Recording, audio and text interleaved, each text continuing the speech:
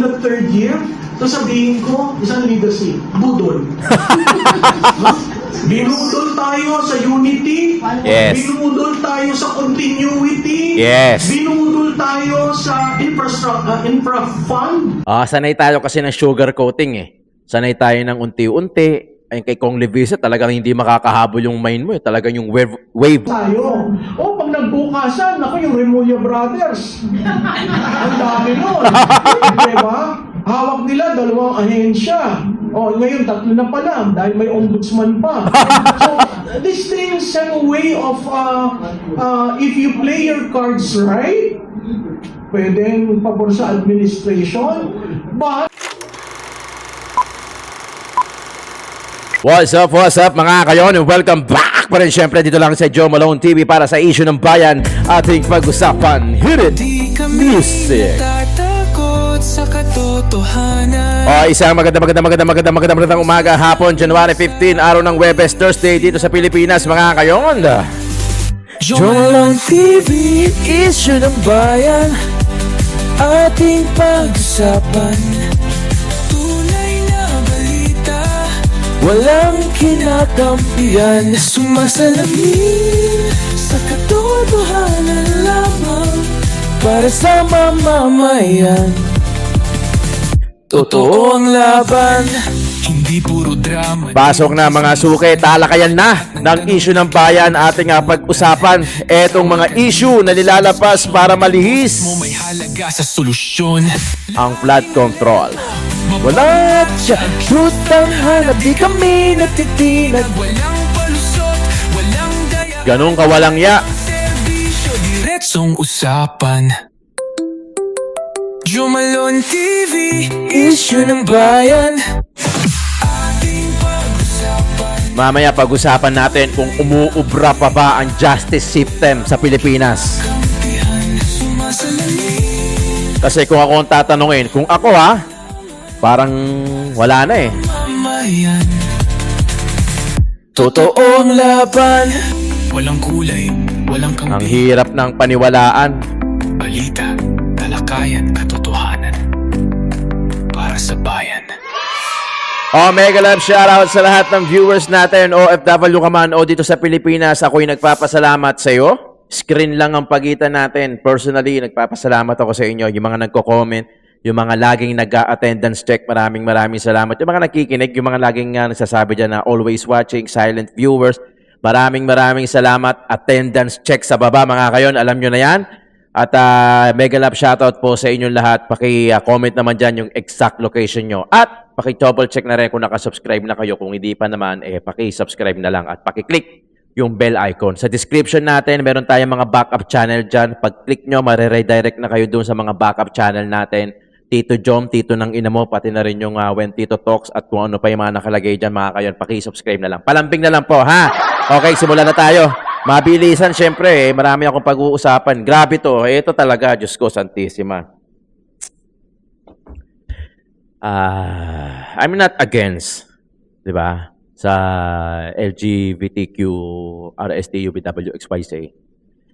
Marami akong kaibigan na nasa third, you know. Marami akong kaibigan ng mga bakla, ng mga tomboy. Pero, wag naman sana yung ganito. Ako tatanungin personal opinion ko lang to. Wag naman sana yung ganyan, 'di ba? Kasi minsan mahirap ipaliwanag to pag nakita ng anak mo, 'di ba? Na supposedly yung mind nila sobrang young, sobrang makapag-absorb ng information, sobrang eagerness na makapag-absorb ng information. Mahirap ipaliwanag yung ganito. Although matututunan din naman nila yan, balang araw, magiging aware naman sila dyan. Pero wag naman doon sa moment na o sa state ng level ng mga isip nila na masyado pang young. Di ba? Marami akong kaibigan. Marami akong kaibigan na bakla at marami akong kaibigan na tomboy. Pero wag naman sana yung ganito. Di ba? Wag naman sana yung ganito. Minsan nakakalimutan natin Di ba? Nakakalimutan natin na, advertisement, wala namang ginagawa. 'Di ba? Oo, walang ginagawa sa unang tingin, 'di ba? Pero syempre sa isipan mo, 'di ba? Hindi mo mawala 'di ba? Siyempre, magtataka yung mga bata. Ano bang nangyayari dito? Di ba? Ano yan? Bakit ganyan? Di ba? Tas parehas lalaki. Di ba? Again, wala akong problema sa advertisement, wala akong problema sa pangalan, pero sana wag naman yung ganyan. Pero marami pa namang way eh. Marami namang way para makapag-advertisement. Marami. May posibleng mauubos na yung creativity things nyo. Yung mga creativity minds nyo, mauubos na ng ganyan, kaya magka-come up kayo ng ganito. Wag naman sana to the point na ganito. Sa akin lang yon, 2 cent lang, di ba? Senator Lacson to Representative Leviste, wag bara-bara. Ping, yung gaya ng style mo lang. Yung hindi natin malaman kung, ano mo yan? Kung, doon ka ba sa kaliwa liliko o sa kanang kaliliko o dediretso ka. Yun ang hindi bara-bara. Hindi, kasi si Kong Leviste, hindi kasi tayo sanay sanay tayo kasi ng sugar coating Sanay tayo ng unti-unti. Ay kay Kong Leviste, talagang hindi makakahabol yung mind mo. Talagang yung wave of information na galing sa kanya, talagang bumubuhos o maragasa. Di ba?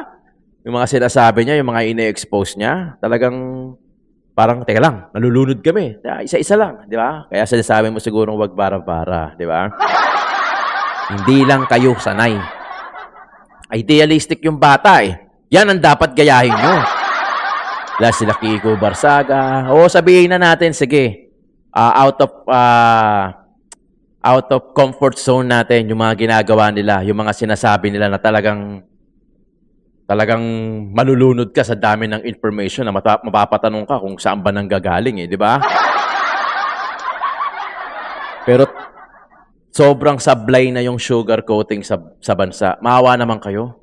Di ba? Maawa naman kayo sa mga mahihirap. Kasi kayo hindi nyo ramdam Kasi politician kayo, may pera kayo, hindi kayo namamalengke, may chef kayo sa bahay, perhaps may nutritionist kayo, may katulong kayo, tagaluto. Hindi nyo nalalaman na, ganito na pala pamasahe sa jeep, ganito na pala presyo ng gulay, kung tumaas o bumaba na pala.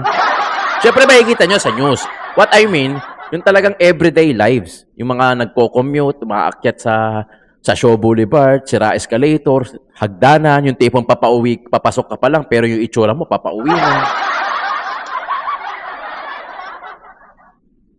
Sanay kasi tayo ng sugar coating 'di ba? Sanay tayo ng, ganyan lang, sakto lang, okay na yan, kasya na tayo dyan.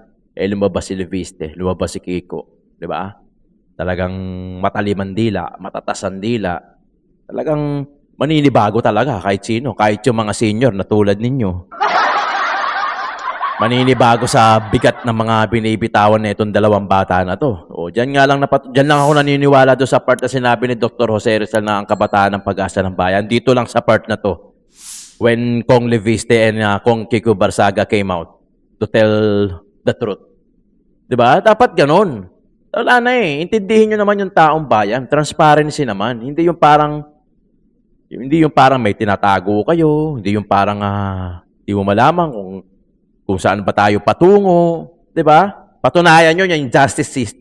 Wala na Kahit mag-survey tayo dito, minsan gagawin ko mag-survey tayo rito kung may tiwala pa ba ang Pilipino sa gobyerno natin ngayon, sa justice system natin ngayon. Tingnan natin, kahit hindi ko ako mag-survey, pero for transparency, tingnan, magse-survey ako. Lalabas ko doon sa kabila sa Solid Duterte Updates. Solid Duterte Updates. Mga kayo, nasa description yung mga backup channels natin. May mga ina-upload tayo dyan. Yung When Tito Talks, yung Solid Duterte Updates, yung Tito ng Ina Mo, food vlog. Paki-subscribe lahat mga kayon. Palambing lang. Wala namang dyan Wala namang bayad dyan. Walang bayad ng subscription natin. And it shows na kung gaano ka-supportive ang mga Duterte supporters natin. Di ba? Huwag bara-bara. Di ba? Pero parang sa akin, okay itong ginagawa ni Leviste Saka ni Kiko Barsaga. Talagang all out. Patay kung patay. Hindi yung parang playing safe. Hindi yung parang sigurista. Hindi yung parang magbibitaw tapos hindi pala. Di ba?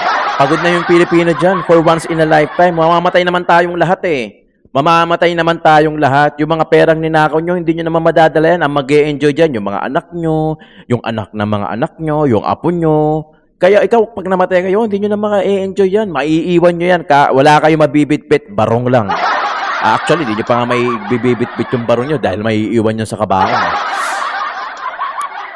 Ayaw nyo ba na kahit papano aalalahanin kayo ng taong bayan dahil sa kabutihang ginawa nyo kaysa yung pagbumurahin kayo, magre-react ng haha-react sa burol ninyo. Di ba yung nangyari kay ano? Di ba? Na namatayan na nga. Siyempre, hindi kagandahan yung ginawa ng isang politiko. Pucha, puro haha-react. Imagine, makikita ng kamag-anak nyo yun, masasaktan. Kayo, pag namatay kayo, hindi nyo na mararamdaman yun, patay na kayo. Hindi nyo na makikita yung reaction ng tao sa inyo. Diba? Ang makakakita nun yung mga anak nyo. Sa tingin nyo, pag nakita maraming nag-haha-react dyan, maraming nagalit, napatay na, nagbumura pa, matutuwa ba yung mga anak? Siyempre hindi. Diba? Pero kayo, hindi nyo na mararamdaman yun kasi wala na kayo eh. Wala na kayo. Hindi nyo na maririnig yan. Hindi nyo na makikita yung mga anak nyo na umiiyak. Hindi na. Once you leave your body, yung soul, pumupunta na kagad dyan kung saan-saan. Kung sa taas ka man, kung sa baba. Diba? Nakakapeste na eh. Representative Leandro Lebiste. Ang sabi, si PRRD lang ang nakita kong leader sa Pilipinas na may tapang at malasakit sa bansa. Lagi ko nga sinasabi to eh.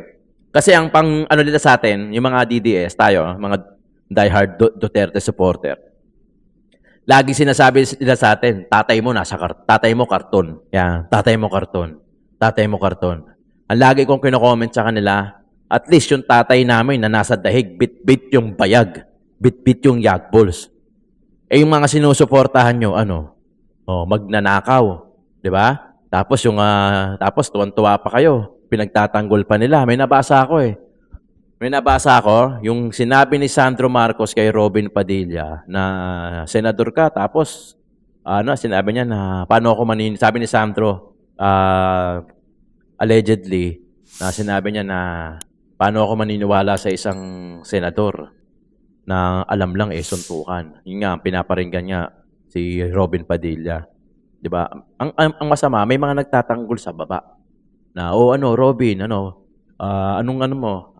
masasabi mo? Pero pagtingin ko, putya lahat dami account. 'Di ba? Dami. Ilan lang yung friends? 200, 300, nasa 400 lang. Dami account. Pag ako mapanuri ako. Paano kung hindi nagtitingin ng profile? Tapos nakita lang, putya, dami pa rin sumusuporta. So magmumukhang masama ulit mo sumasama tuloy yung isa ngayon, magiging barado. Pero pag tinignan mo isa-isa yung account, tinignan ko 300 lang yung friends, nakalock yung profile. 'Di ba? Tapos iba yung muka, yung mga pangalan iba. Hindi Pilipino yung pangalan. So mapapansin mo na talagang tinatrabaho. Tinatrabaho nila. May pambayad May pambayad.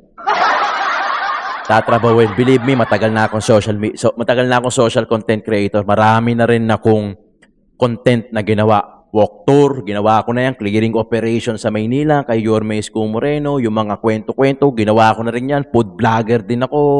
'Di ba? Photography, videography vlogger din ako. Kaya nga kung makikita nyo yung mga kamay ko, puro tattoo ng mga film. Marami na akong content na ginawa. Alam ko na yung kayang bilhin yan. Kayang bilhin yung reaction, kayang bilhin yung views, kayang bilhin yung follower. Dito ko lang hindi ginagawa sa YouTube. Sa Facebook, ginagawa ko yan. Bumibili akong followers, pandagdag. Real talk. Hindi ko kailangan sabihin na, organic. Yung mga malalaking company, bumibili din ng followers yan. Saka nagbo-boost din yan. Ibig sabihin, allowed yun. Yung mga ganun.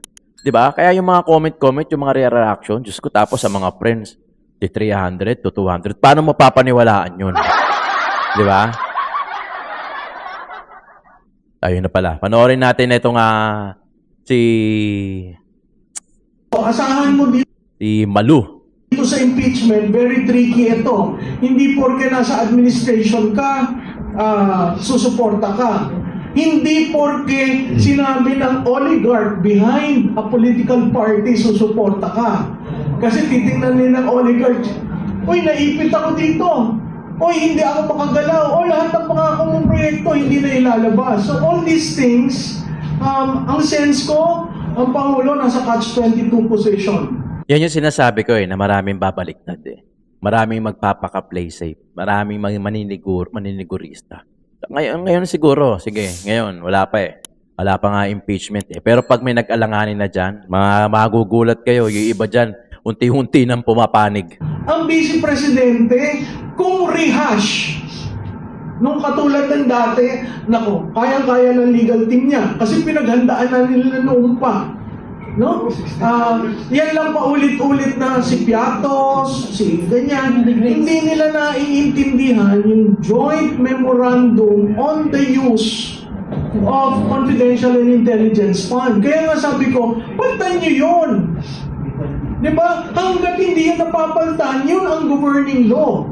At kung gusto yung tingnan kung bakit si Vice Presidente ay ganun, abay, tingnan nyo rin ang confidential and intelligence fund ng Presidente. Tignan lahat. Diba? Yun yung sinasabi ko, patas tayo. O, pag nagbukasan, ako yung Remulla Brothers. Ang dami nun. Diba? Hawak nila, 2 ahensya. O, ngayon, 3 na pala, dahil may ombudsman pa. So, these things have a way of, if you play your cards right, pwedeng pabor sa administration, but if the institutions and the systems cannot already afford another shock, then that can go against him. Ito rin linabas, but we did a correlation study between the fall of the trust of the president from the time my DFF became the spokes. There is a direct correlation. Tuwi siya nagsasalita, umuusad. Tuwi, lahat ng banner niya umuusad ang Pangulo. Kaya nga, ang parati kong sinasabi, ano ba itong ginagawa ninyo sa institusyon? Kasi ako, institutionalist ako Katulad nung nagsalita si Colonel Odi, no? Institution. Pag binasa niya yung sinabi niya, wala naman siyang sinabi mag-resign ka. Kala ko nga, nung nabasa ko, sobra na, bakit wala yung pangatlo? Tapos yung una niyang sinabi doon na allegiance to the Constitution and to the Armed Forces of the Philippines. So anong kaso? Tama yung sinabi ni General Garcia Anong kaso? Clear siya doon. Sabi ko, magaling na nagsulat nito kasi linagyan ng personal. May word ng personal. Withdrawal. Hindi nga niya sinabing President Marcos Mr. Marcos. Diba? So, yung makikita mo that it is a personal statement, hindi bumalik siya, hindi niya sinabing naka-uniforme siya, yung respeto doon sa sundaluhan na andon. So, ano yung pagkakamali niya? Parang yung pagposas kay General Pokis. Anong mali yung ginawa niya? Biro mo yung pamilya galing sa bakasyon, paglabas mo dun sa tube, na andun na yung mag-aaresto sa'yo at pinusasan. Pupusasan ka na. At imbis na dalhin sa korte para maibalik yung waran, idinaan mo na sa prame para magpiano. How do you treat? Bakit natin... Yung piano, yung fingerprints yan. Yun tayo ng tawag nila doon Di ba? Pagka kinakasuhan ka na, kukuha ka na NBI, punta ka sa likod, magpiano ka. Gaganon-ganon mo yung mga daliri mo, piano ang tawag nila. Pinatrato ang mga opisyal natin ganon. Yung isa, reteridos. Yung isa, active. So, ang tanong ko dito sa administrasyon na ito, ganun ba ang tingin nyo sa mga taong nagsilbi? Itong si Colonel Odi yata malapit na mag-retire. Retiring ng May 21 or May 12? Biro mo, at pag tinignan ho nyo yung background ng tao, maa-amaze ka. Kasi talagang tinuturuan yung future soldiers, pagkatapos makikita mo kung saan siya galing, kung saan siya nakipaglaban. Nandun pa sa UN Peace Forces. Hindi ordinaryong tao si Colonel Odi para nyo ganyanin. Ang problema nga, ginawa nga nila sa dating presidente ng Pilipinas, ito, mga general, mga retired, o yung ba, magre-retire, yung ba, active, mas kayang-kaya nilang gawin yun. Di ba? Nagawa nga nila kay Tatay Digong Yun yung the saddest part. na nangyayari sa gobyerno natin. Kaya nga sabi ko sa inyo, di ba? Ayoko ng DDS lang tayo dito. Madali magtanggol sa DDS eh. Magmura lang tayo, pagmumuray lang natin yan, pagmumuray natin lang yung mga kalaban ng DDS. Pero okay na eh, DDS na tayo. Pero ayoko kasi ng gano'n dito sa channel natin eh. Gusto ko, hindi lang ako yung natututo sa inyo, sa mga napapanood natin. Parehas tayo. Hindi lang pwedeng Duterte lang tayo dito. Siyempre gusto ko, para sa bayan, para sa Pilipinas. Tingnan nyo nangyayari. Ginawa kay Tatay Digong. Yung same template, ginawa kay Pokis. Diba? Kaya nga. Nagawa na nga. Nag-serve. Mga dating general, nag-serve, nagturo. Magaganda, mga track record. Pero ganun ang kaya nilang gawin. Ginawa nga sa presidente eh. How much more kaya nilang gawin. Yun yung gusto kong sugatan. Gusto ko yung laliman na ngayon, babalik yung Blue Ribbon Committee kay Ping. Monday, Blue Ribbon Committee, January 19. Ang tanong may mahuhuli pa ba na big fish? O naglalaro-laro na lang tayo dyan sa Senate? Ay, putangin na, baka sabihin, Jong, paano mo nasabi? Sobra ka naman, bakit paano mo nasabi naglalaro-laro lang kami dito? Hindi ito laro, hindi ito mahirap. Okay. Kaya nga na lagi ko sinasabi, these are my opinions eh. These are my opinions and I'm so entitled to my own opinion. Article 3, Section 4, yung freedom of speech. Opinion ko to, channel ko to eh. Wala naman ako sinabi, putya maniwala kayo sa akin, ito opinion ko. Wala naman ako sinabi. Lahat ng mga viewers ko, lahat ng mga audiences ko, lahat yan matatalino, lahat yan may sariling pag-iisip. Ang gusto kong ilatag dito, ang gusto kong isugatan dito, kung ano na nangyayari sa system natin. Let's say, magsimula ang Blue Ribbon Committee under Chairman Ping Lacson. Siguraduhin nyo na may makukulong. Na big fish hindi yung mga nasa ilalim, yung mga nasa laylayan lang. Kasi hindi nyo naman maloloko ang Pilipino. Patunayan nyo naman sa amin na talagang meron pang justice system ang Pilipinas. Kasi baka mamaya sa inyo na lang. O kaya, para sa mga mayayaman na lang. O again opinion ko yan. Diba? Pwedeng mali ako, pwedeng tama ako. Pero putya, ramdam namin sa baba eh. Ramdam namin sa baba na talagang wala na. Hindi naman, nangako kayo. Hindi naman namin sinabi sa inyo na mangako kayo. Nangako kayo na bago mag-Christmas, may makukulong. May nakulong nga. Ang kinulong nyo, yung mga maliliit na isda. Yung mga galunggong, yung mga gurame. Actually, hindi nga galunggong eh. Yung galunggong, pwede pang kainin eh. Yung gurame, saka yung mga kataba, yan ang mga hindi nakakain. Ganun ang label. Diba? Kung baga sa cake, wala siya sa parte ng cake. Karton siya. Yung pinagpapatungan ng cake. Yun yung nahuli. Hindi siya talaga parte ng cake. Yung isda, kung compare naman natin sa isda, siya yung isda na hindi nakakain, hindi galunggong eh, hindi bluefin tuna eh. Kataba. Di ba? Di ba? Kataba, yung talagang hindi mo makakain, isdang kanal. Ganun eh, wala na eh. Yung Pilipino, wala nang tiwala sa justice system sa Pilipinas. Kaya huwag kayong magkakamali na magkakaso, pucha, tutuluyan kayo. Pucha, yung mga nagpapaliwanag nga lang ng freedom of speech, nakakasuwang pa eh. How much more pagka nag-comment ka talaga. Halimbawa, yung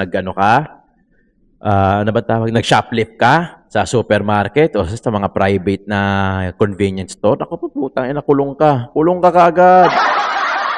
Kahit sardinas, cotton buds, posporo, o isang Lucky Me, pansit canton para sa pamilya mo, makukulong ka, maniwala ka sa makukulong ka na times 10 pa yan. Duri mo, wala kang pambayad, nagnakaw ka nga eh. Diba? Wala kang pambayad, nangupit, nag-shoplift ka ng isang Lucky Me para mapakain. Ita-times 10 pa yan. Hindi ko sinasabing tama yung gawain na magnakaw o mag-shoplift ha. Ang point kasi dito, ang gusto ko kasing sugatan, ang gusto kong laliman dito, bakit yung mga yan nakukulong? Bakit yung mga malalaking isda na bilyon-bilyon ang ninanakaw, trilyon, hindi makulong-kulong? Palaging due process.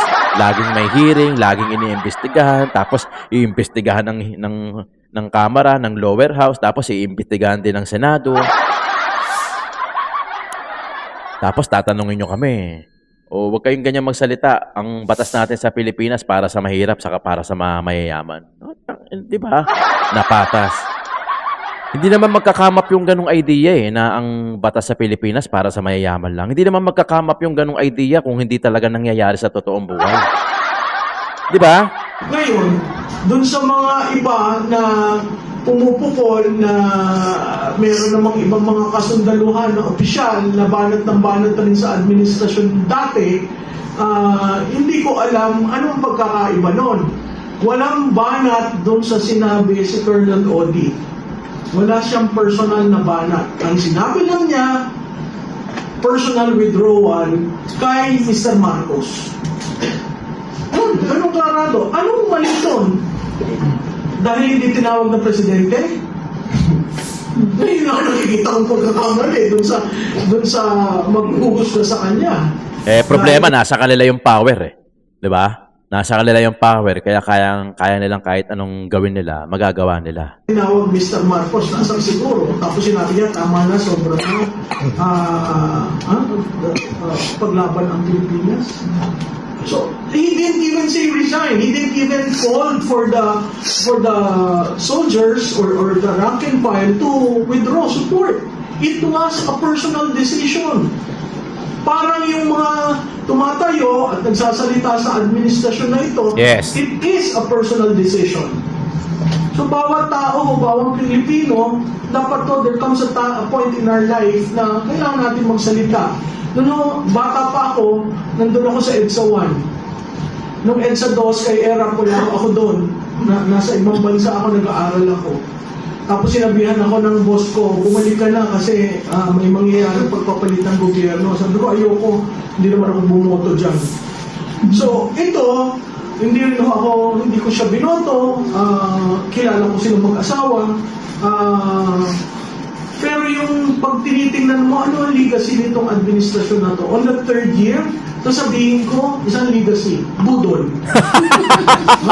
Binudol tayo sa unity. Yes. Binudol tayo sa continuity. Yes. Binudol tayo sa infra fund. No? Yes. Walang build better more.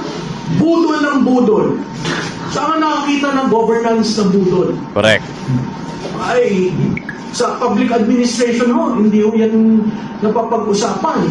Sa public administration, pinag-uusapan accountability, transparency. Di ba? Okay, so maraming Yan ang problema. Di ba? Marami naman talagang bumoto kay Bongbong. Pero talagang kaya siya binoto dahil na rin kay BP Inday Sara. Dahil sa lintik na unit team na yan, saka sa continuity na yan, na sinasabi nila na i-continue daw nila yung legasiya at ang mga existing project ni Duterte, ni Tatay Digong. Kaya nanalo. Ang bumoto rin, Duterte din naman eh. Given the fact na bumoto din naman ang mga taga Duterte. Kasi akala natin, budol nga eh. Gaya nga sinasabi ni Prof. Maloy, budol nga, nabudol tayo in short. Kaya nga sa 2028, alam niya na. 2028, alam niya na. Di ba? Huwag na tayong papayag. Lalatag ko din yung boboto ko dito gaya ng ginawa ko noong nakaraan last time. Na bumoto ko, nilatag ko kung sino yung mga iboboto. Boboto din tayo ulit. At sabihin ko rin sa inyo kung sino yung boboto ko. Para alam nyo. Di ba? Pero sabihin ko na ngayon eh. Hindi mga kayon. Ito atin lang. Kasi syempre, pro-Filipino tayo eh. Pagod na rin yung mga taong bayan. Yung mga OFW, gaganyan-ganyan lang yan. Siyempre, oo, maganda sa ibang bansa. Pero siyempre, hindi naman yan nagpapasarap sa ibang bansa. Eh. Hindi lang nagpapasarap. Siyempre, may mga times na magde-day off yan, mamamasyal. Siyempre, pero it doesn't mean na habang buhay sila nagpapasarap dun. Siyempre, gusto din umuwi ng Pilipinas niyan, makasama yung pamilya niyan. Hirap na lahat eh. Kung maayos ang kita rito sa Pilipinas, hindi naman mag-a-abroad yung mga yan eh. Di ba? Yung mga nasa probinsya, kaya nga nagsiksikan tayo rito sa Maynila eh. Yung mga nasa probinsya, kaya pumunta ng Maynila yan. Kasi sa Maynila, maghingi ka, mangalakal ka, kahit anong trabaho, kaya mong gawin, magtawag ka ng mga jeep, magbarker ka, magtapik-tapik ka ng parkingan dyan. Kumbaga may diskarte sa Maynila. Kaya nga sila nagpuntahan eh. Akala nila makakakuha sila ng magandang trabaho rito, ang end up, nagiging street dweller sila. Kasi akala nila, madali lang ang buhay sa Maynila. Maraming probinsyano ang pangarap makapag-Maynila kasi malatataas ng building. Hindi nila alam, masarap sa Maynila, pero hindi nila alam na mahirap din sa Maynila. Ako nga, sawang-sawa na ako sa Maynila. Gusto ko nga mag-probinsya eh. Yung matulog ng maaga eh. Dahil po siya, dito sa Maynila, hindi ka makakatulog ng straight not unless soundproof yung bahay mo. Bakit ka mo? May tatahol kapit bahay mong aso. Diba? Tatahol, tapos may magbabatuhan, tapos may dadaan na motor na malakas ang tambutso, magigising ka. O, tapos pag nagising ka ngayon, mag-hawak ka ng cellphone mo, mawawala yung antok mo, tapos pagka natulog ka na, kumbaga yung tulog mo, installment. Compared dun sa probinsya na tahimik, na kahit matulog ka ng 5 oras lang, 6 na oras lang, feeling mo, ang tulog mo, 10 oras. Kasi non-stop, dire-diretso. Dito, pag natulog ka, installment, may gising in between. Di ba? Kaya akala nila, maraming factor eh. Maraming factor eh. Hindi mo naman masisi yung mga tago-probinsya kung bakit pumupunta na Maynila. Siyempre, kailangan nilang maghanap buhay. May mga pamilya din na binubuhay yan. Yun nga lang, siksikan tayo dito sa Maynila. Di ba? Siksikan tayo. Yung iba, pagka hindi pinalad, nagiging street dweller. Kaya mapapansin mo, karamihan ng street dweller may punto yung salita. Walang Tagalog tulad nitong sa akin. Ako, wala akong probinsya eh. Laking Tondo ko, laking Maynila ako. Kaya yung punto ko ganito. Yung mga salitaan ko, salitang pang. Kaya nga alam ko eh. Alam ko kung paano yung revolution ng mga adik, yung from patikim-tikim hanggang sa hard killer na. Di ba mga kayon? Ang sa atin, ang sinusugatan natin dito sa channel natin, ilatag yung mga issue. Iparealize ko sa inyo, pag-usapan natin, matuto rin ako sa inyo, hindi lang kayo matututo sa akin na ito yung problema eh. 'Di ba? Ito na yung ginagawa ng gobyerno sa atin. Hoy, gising naman. 'Di ba? Kasi not all are capable of understanding what is going on sa ano natin eh, sa gobyerno natin eh. Pero magkakahint tayo, 'di ba? Yung mga puzzle na kalat-kalat na pagduduktong-duktong natin hanggang sa makapag-come up tayo ng ano. Alam niyo naman, may mga internet naman kayo sa bahay, pwede niyo naman i-google. May mga means tayo para alamin kung sino yung mga politiko na may mga history ng corruption. Huwag din natin iboto. Di ba?